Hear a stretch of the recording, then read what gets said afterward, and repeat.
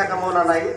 आज माझ्या गावातून काही वर्गणी झाली, माझ्या गावातून काही 2 रुपये, हे काही जण म्हणतील की आपण जमलो होतो कशासाठी, मी संतोषनं काय केलं हे बोलायला नव्हतं पाहिजे, पण माझं एक वैयक्तिक मत आहे म्हणून मी बोलतोय की जसं आज आपण इथं जमलो, आपल्या खिशातले 10 रुपये, आपल्या खिशातले 5 रुपये गेल्यानं आपण गरीब होणार नाही, तोटापुड्यावर खर्च करणारे, एखाद्याच्या वाढदिवसाला आपण मित्राच्या 1000 रुपये खर्च करणारे व्यक्ती आहेत इथं जमलेले।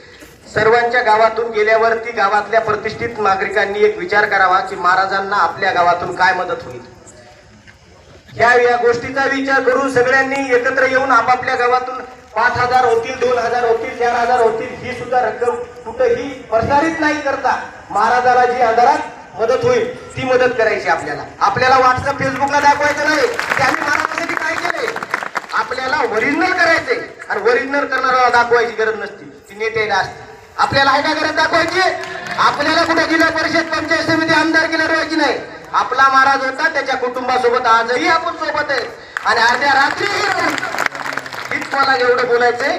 आणि याच्यानंतर सर्वजण मिळून जे आपण एक निर्णय घेतो त्या निर्णयाला सर्वांनी वेळोवेळी असाच प्रतिसाद द्यावा ही माझी कळकळीची विनंती आहे।